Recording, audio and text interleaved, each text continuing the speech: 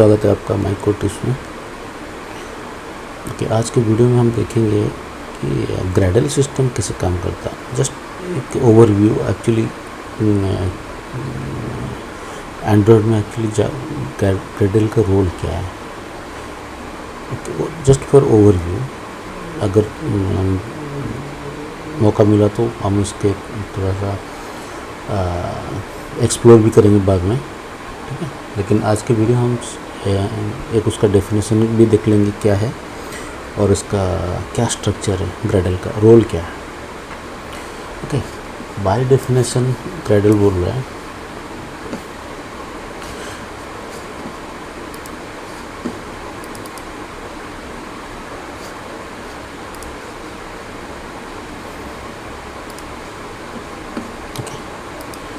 by definition Gradle like the Android build system compiles app resources and source code and packages them into APKs. So Android build system compiles the app resources and source codes and package them into APK and Android app bundles. Short name is AAB. That you can test, deploy, sign and distribute. पहले इसको देखते हैं क्या कह रहा है ये। Okay, तो कह रहा है कि the Android build system compiles app resources and source code and package them into APKs और Android app bundles that you can test, deploy. Okay, ये जो एंड्रॉयड सिस्टम है, ओके, ये आपका मैनिफेस्ट फाइल, ये आपका सोर्स कोड सब कुछ है और ये आपका रिसोर्स फाइल्स है। जो भी ड्राइवेबल आपका ग्राफिक्स होगा, लेआउट से, मेनूज है, नेविगेशन है, जो पहलू है, वो कह रहा है कि आपका सोर्स कोड और रिसोर्सेस को, जितना भी आपने रिसोर्स यूज़ किया होगा वो सबको कंपाइल करता है और एक बंडल में पैकेज कर देता है, ठीक है। ये है ग्रेडल का रोल। अगर मैं एक एग्जांपल के थ्रू बोलने जाऊँगा, आप कोई भी रेस्टोरेंट में अगर खाने जा रहे हो, ओके, डिफरेंट आइटम्स बनता है, ठीक है। जो भी मेनू के हिसाब से डिफरेंट फाइन ये बनता है, लेकिन आपको जब उसको डिलीवरी, जब होम डिलीवरी या फिर टेक अवे आप जब लेके आते हो, तब वो होटल वाला क्या करता है, उसको अगर लिक्विड आइटम होता है या फिर जो करी आइटम्स होता है, उसको एक बॉक्स में पैक कर देता है, ठीक है। जो बकेट के टाइप का, स्मॉल बकेट टाइप का या बाउल टाइप का, जहाँ पर लिक्विड और एयर टाइट कंटेनर जो होता है उसमें रख देता है। और बाकी जो ड्राई आइटम्स होता है उसको एक बॉक्स में ये कर देता है।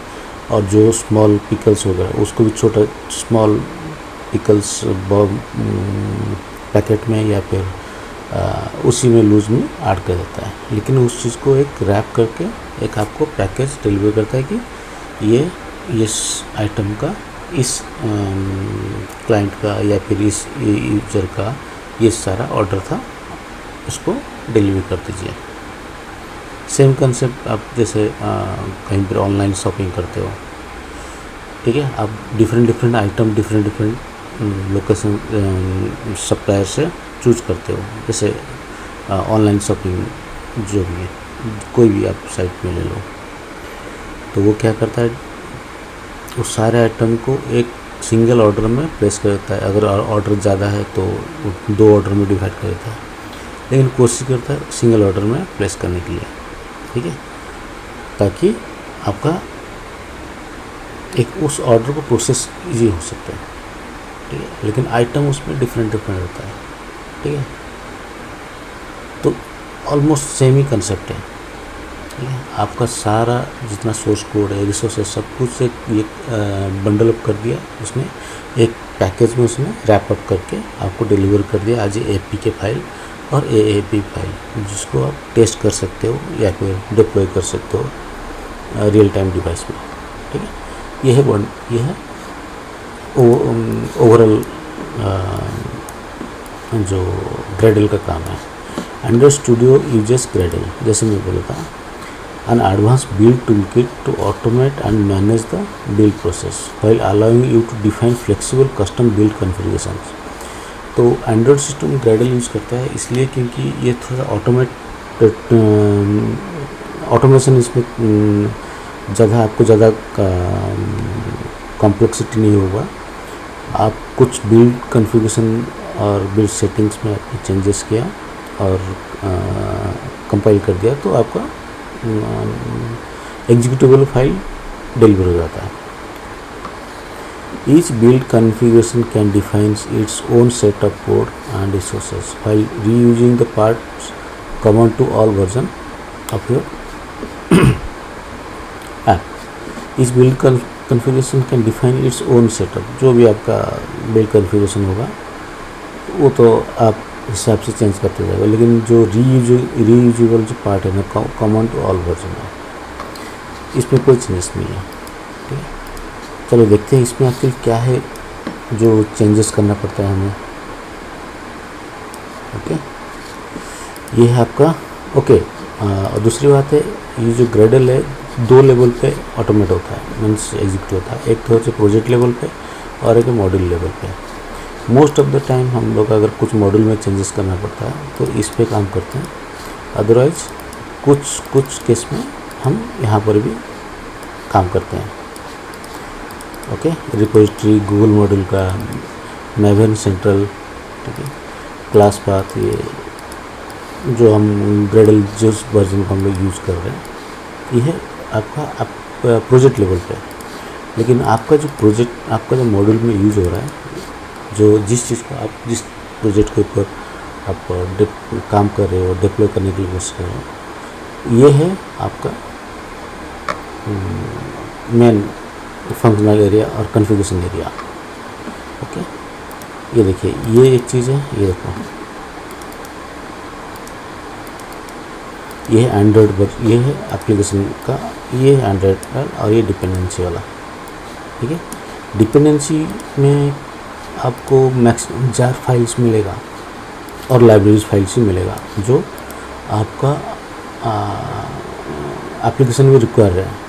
जो फ्रेमवर्क्स हम लोग यूज़ करते हैं जैसे एक एंड्रॉयड एक्स का ऐप कंपैटिबिलिटी और material, constraint layout, navigation, okay, JUnit,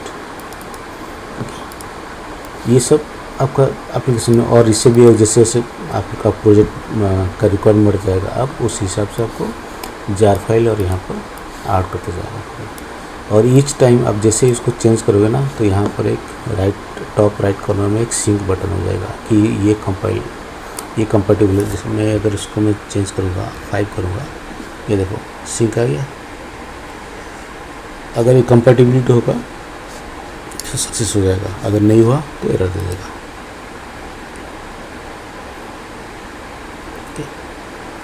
sinking process है।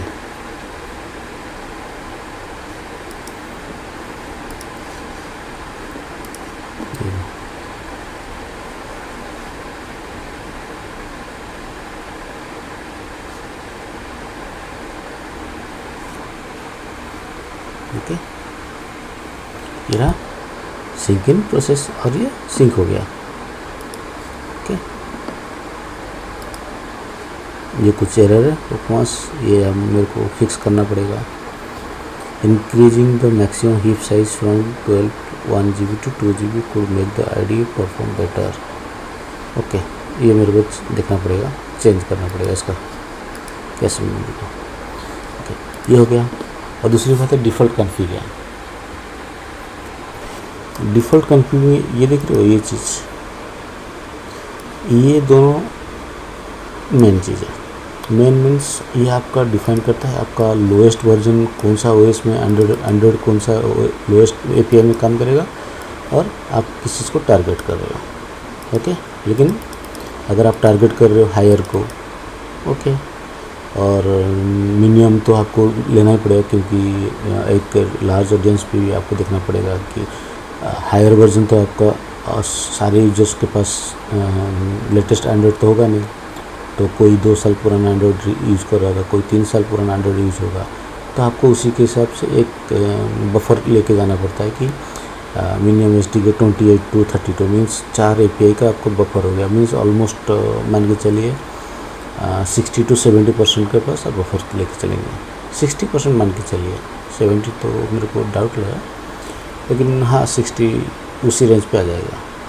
लेकिन अगर 5 साल के बफर लेंगे तो भी आपका ऑलमोस्ट 7% डिवाइस को कवर कर लेगा।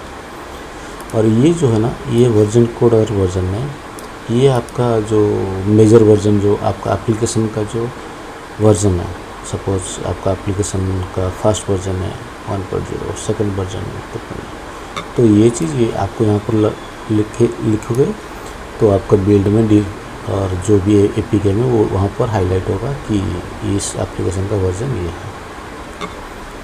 ओके, बिल्ड टाइप, हाँ ये यहाँ पर एक जो होता है डिबग, आइदर डिबग होगा या फिर रिलीज। ठीक है, आप यहाँ पर जो भी बिल्ड टाइप ये करोगे, आप उसी फोल्डर में आपको आपका APK फोल्डर मिलेगा। ठीक है, तो ये है मैंने। और एंड ग्रेडल हम लोग क्यों यूज़ करते हैं, क्योंकि ये एक ऑटोमेट प्रोसेस है आपका एंड्रॉयड का APK फाइल जनरेट करने का। अब इस कुछ ये देखो, यहाँ पर एक आपको अगर यहाँ पर एक ये दोनों को चेंज करना है बस हर टाइम। आपको जैसे बिल्ड अगर चेंज करते जाओगे, आपको ये दोनों ही चेंज करना पड़ेगा और कुछ नहीं,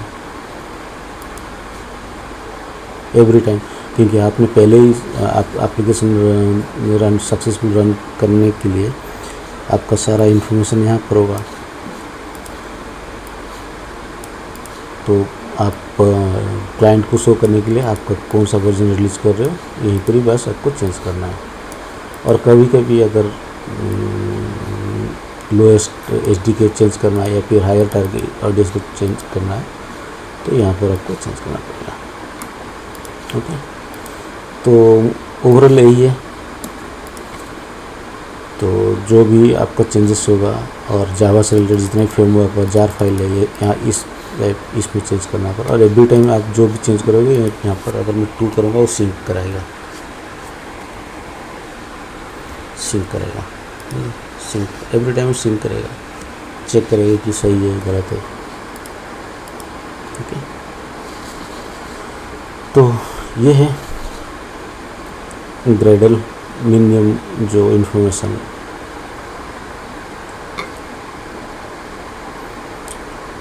ओके दोस्तों, थैंक यू।